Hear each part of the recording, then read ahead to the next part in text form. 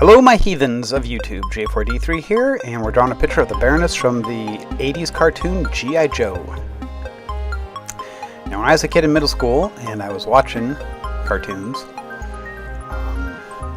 the Baroness was the most attractive character on all the cartoons at the time. And I did like G.I. Joe a lot because they had tanks and the Joes were pretty badass with all their different names. I think my favorite one was Gung Ho, because he had like the sleeves of his shirt ripped off and he was a Marine.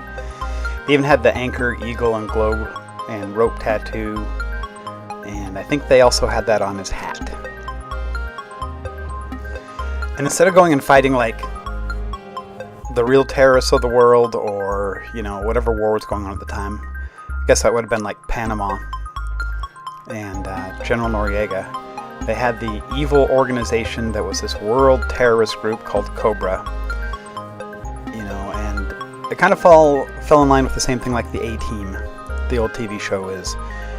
The bad guys, they'd shoot like 1,000,000 rounds of ammo and shoot at each other with tanks and A-10 warthogs and things like that, and then run up and punch you in the face, and that's how they'd catch you.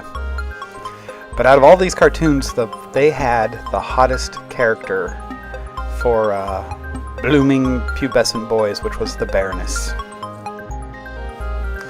She's even hotter than any of the Joe girls, who they had like Lady Jane, I think, and she had like a crossbow or something. Everyone had their own unique weapons.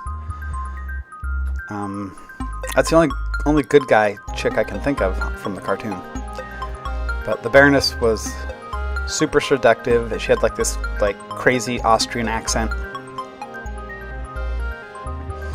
and whenever like they'd get in fights, it would be one of the Joe girls that would go and punch her out, and the dudes would never go and do it.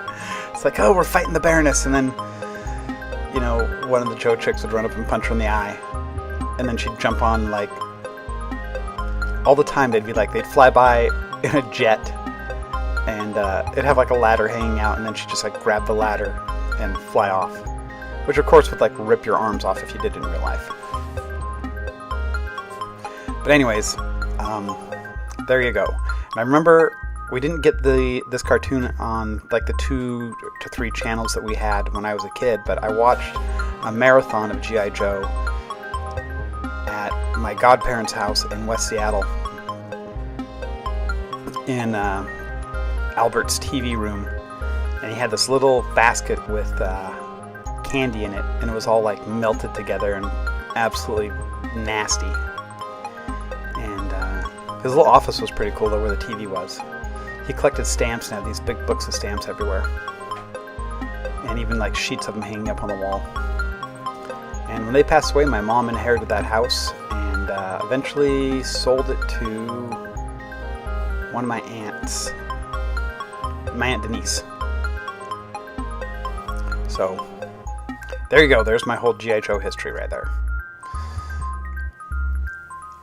My mom's still down here painting the wall in my art studio gray.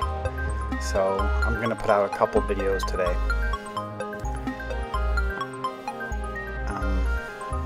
That's really all I got to say about what's going on. Also, I guess my stepdaughter will be here today. Or my foster daughter, not stepdaughter. My foster daughter will be here today, summer. So that's pretty cool.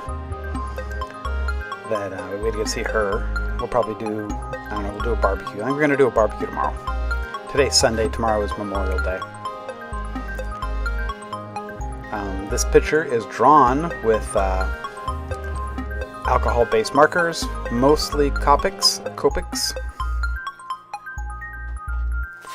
And then the line work is done, the black line work is done with a Tombow disposable soft nib brush pen. I just kind of threw this blue background on here to break up the shape of the piece of artwork. Oh, excuse me, my heathens.